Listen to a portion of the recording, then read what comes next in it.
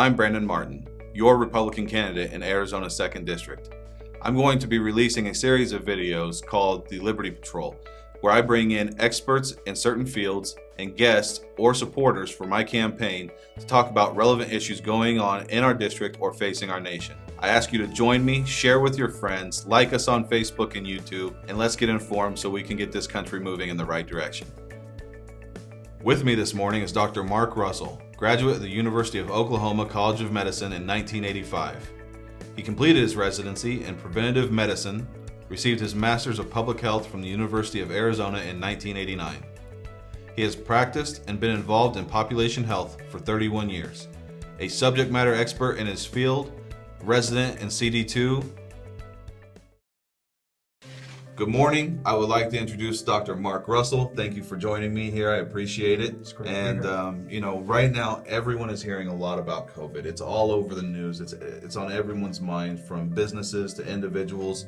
So I just wanted to bring you in today so that way we could talk about some things and maybe calm some people down, dispel some myths, and just really talk about the facts and what the numbers say and where we should go from here. I think the most important thing I can relay is that this is yet another infection that we deal with in an epidemic fashion. I think that it's probably the infection we have the most experience with. To compare it to would be the flu, influenza, the seasonal flu. The most important things that the populace can do for containing and preventing worsening of the infection, worsening of the epidemic for this would be the same things that they do for flu. People should wash their hands thoroughly, limit their contacts to other people, as they would with any seasonal flu when this comes around. You should maintain some space from other people. These are the things that you're hearing every day, repeatedly right now, in particular with the COVID issue, but it's the same sorts of things. Cover your mouth when you cough or sneeze, and be aware of these things and conscious of these things, and that will limit the spread of this viral infection just as it would an influenza. The purpose of these precautions really are similar to the flu in that if you want to prevent yourself from getting infected, of course, that's everyone's goal, but then the goal is to then prevent carry of the infection to the elderly or the infirm, who are the people that really are at risk for this just as they are for the flu.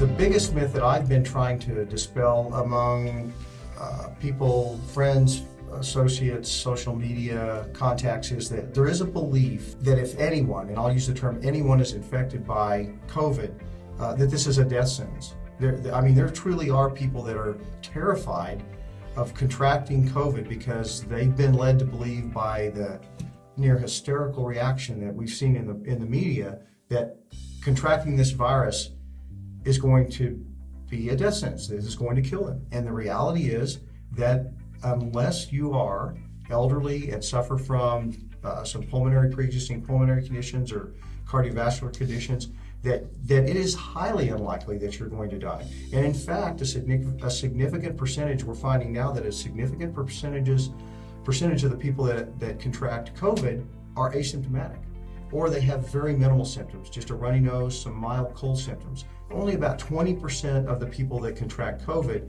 have serious symptoms. And when I say serious symptoms, I'm talking about symptoms similar to seasonal flu. The more significant symptomology, serious pulmonary complications, about 20%. And only about 10 to maybe 15% of the people that contract COVID even wind up going to the hospital or have to be in the hospital. So it's actually a small percentage of the people. So it is not a death sentence.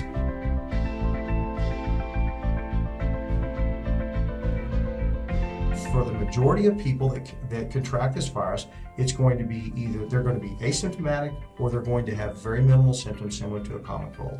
Condition that would be worsened by COVID or that could be exacerbated by COVID is people that have COPD, chronic obstructive pulmonary disease. And that's typically a disease that's been caused by long-standing asthma or bronchospasm, and then most commonly by smoking. Anyone who's smoked long-term has some degree of pulmonary function, loss of pulmonary function, and most likely once they reach a certain pack-year history of smoking is going to carry a diagnosis of COPD. And that, along with some cardiac conditions, are probably the two biggest risk factors for someone to suffer from a serious complication or death from COVID.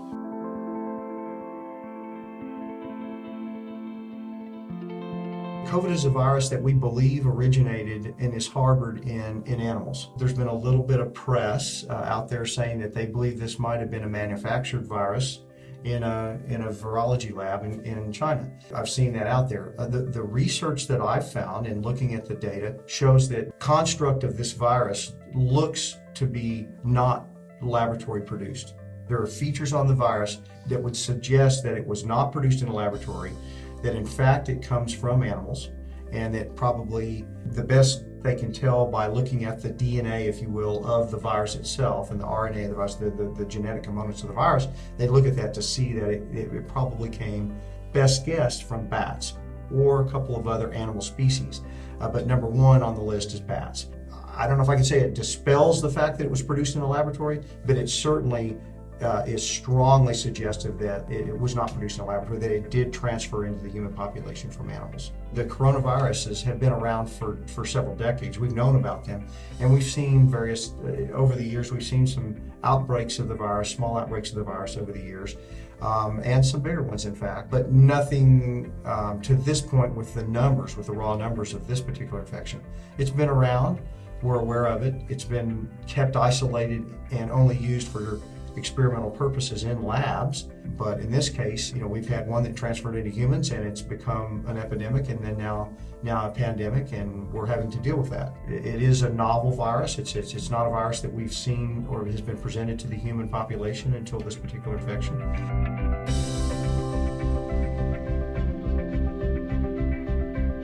Because this is a novel virus, we have limits on the amount of data we have and how accurate and how valid the data is that we have. So it's an evolving process. What we knew about this virus even 2 or 3 months ago is we're finding things that would dispel what we knew then and add in new information now. Initially, we thought that this viral particle was probably somewhere 2 to 3 times as infectious as influenza. The more recent numbers and data are suggesting that in fact it's probably not. It's probably somewhere slightly more infectious than influenza, but not 2 to 3 times, not even 2 to 3 times. So that's good news. So it doesn't appear to be as infectious as we thought it was initially, and is much more in line with influenza. So when you say how likely are you to catch it, I think it's fair to compare it to influenza as far as its level of infectability, if you will.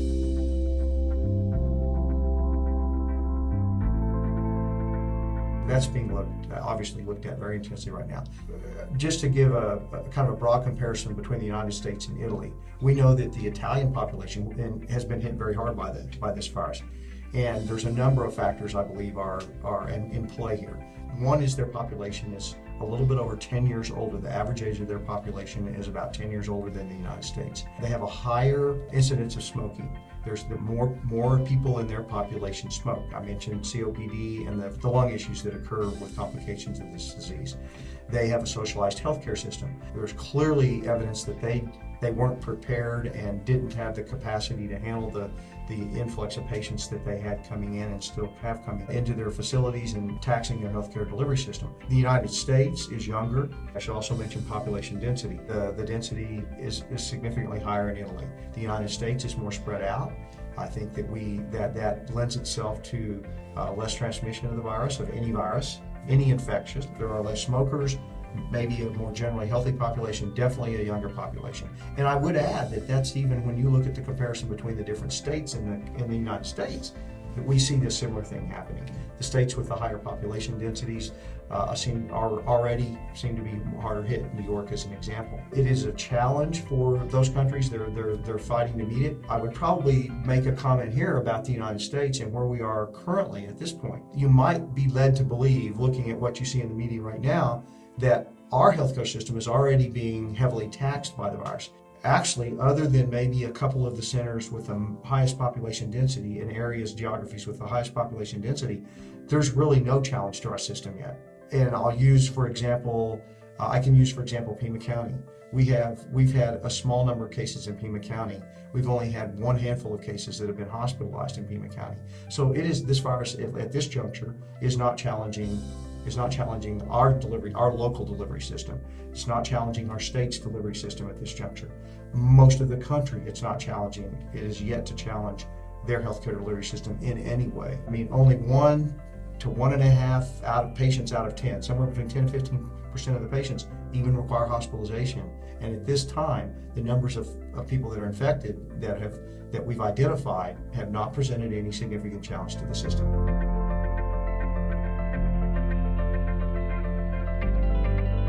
We had a proper and early response to limiting the number of people that might have been infected with this virus entering our country. That was an important action to take, and we did that. I think that we've now closed other borders besides just travel to China, for example, initially where the infection originated. We've made some really appropriate steps to limit the transmission of the virus. We've really restricted and damaged the economy and businesses in America in some of the actions that we've taken now over the last week or so. I personally question whether or not the numbers justify that. I am not alone in that opinion, and some other very wise epidemiologists in this country are asking the same kinds of questions, and I've read their opinions and their research and their material, and I think it's valid. I think these are very valid questions as to whether or not the things that we have done and are doing to our economy and to our society right now are in fact warranted. And so I have questions about that, and I think when this is over and when things have calmed down, we need an extremely critical review of whether or not this was the appropriate action to take. I cannot remember in my lifetime at any point where we've done that. We didn't do this for H1N1. I can't remember any time in my life where we have shut down business, told private business you are not allowed to operate in the way that you're used to. I agree with you. I think that we're seeing some draconian measures that are going to be damaging to the economy and honestly have driven people to maybe just worry more than they need to about this virus and its spread.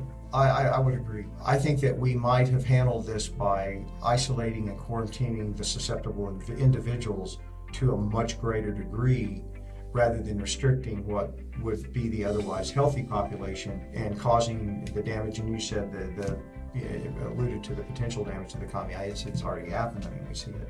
I mean, right. That damage is already occurred. Hopefully we'll be able to recover from that in some fashion, in some way.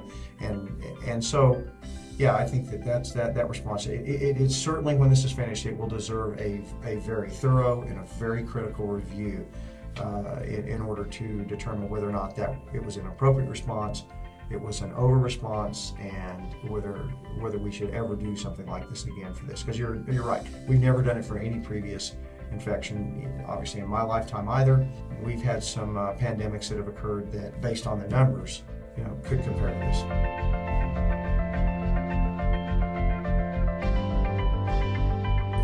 The big thing you're hearing in the press right now is chloroquine, or hydrochloroquine.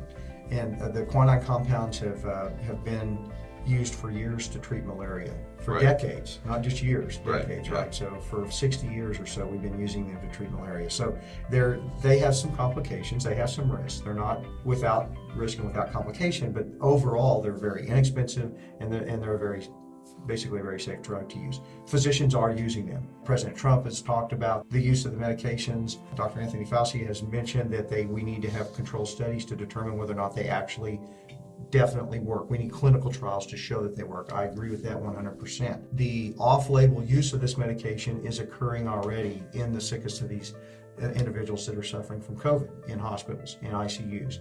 It is being used for that. So you said a term right there that I just want to explain to people. When you say off-label, what does that mean? Any medication in our country, from a regulatory standpoint, has to be approved by the FDA for any particular indications for its usage. So, for example, if a new blood pressure medication is developed and is approved by the FDA for the treatment of high blood pressure, well, there are high blood pressure medications that we've found that can have other effects that might treat other conditions, might improve renal function independent of the blood pressure control, for example. And so physicians use those medications sometimes to treat them off-label. In other words, off-the-label approved, the approved label use of the drug, we'll use it to treat another condition. So, for example, we are using chloroquine. Doctors are using chloroquine right now to treat COVID patients off-label for the treatment of COVID when it is actually really only approved for malaria. Or arthritis is the other, probably the two big conditions that we use it for is arthritis and malaria. And the way it works, let's talk about that for a second. It has an anti-inflammatory action in this case. The anti-inflammatory effect that the drug has on the patient with COVID is it tends to calm down the tissues in the lung, in the alveoli, in the airways, and reduce the amount of swelling, inflammation, and obstruction that occurs that leads to pneumonia. That is the effect of that. And the other drug that goes with it, that we're prescribing with it, of course, is zithromycin. Z-Pak is the common term. Okay. So actually physicians are using those drugs together to treat COVID patients. Those are, in this case, it's off-label use, if you will. It does seem to be working in some patients, and of course you're seeing a lot of case reports of that. A case report is useful for physicians and scientists because it tells you that there might be a benefit. We don't produce literature to say that it's a benefit until we've done a study to actually show that it is. Right. And that's what Dr. Fauci was talking about. We want to know that the patient didn't just recover on their own and they happen to have taken chloroquine compound, and then rather than attribute that to the chloroquine, maybe the patient was ready to turn the corner and improve on his own anyway. We gave him chloroquine, he got better, and we said, oh, it was due to the chloroquine, when in reality, the chloroquine had nothing to do with it. He was just ready at that point in his disease process to improve. You want to have some discussion with your physician regarding any prescription medication that you take, and generally even over-the-counter medications that you're taking other than episodically taking Tylenol or ibuprofen or cold medications, et cetera. Those discussions, it's appropriate to have those discussions with your physician about those things. We have a very good, an outstanding regulatory system in this country to regulate the pharmaceutical industry as far as what's available, when it's required to be prescribed by a physician as opposed to when it's available over the counter. That's worked well for decades for us. These drugs are being used for the sickest of the patients. We aren't going to be prescribing these drugs for those 75% of the people that have either no symptoms or cold symptoms. That's not where we'll be using these drugs. These drugs are going to be used in the most ill ICU patients, that level of severity. That's where we'll be using these drugs. Not the people that are still walking around, that are sent home to self-quarantine. You have cold symptoms, you go stay home for 14 days until your symptoms resolve.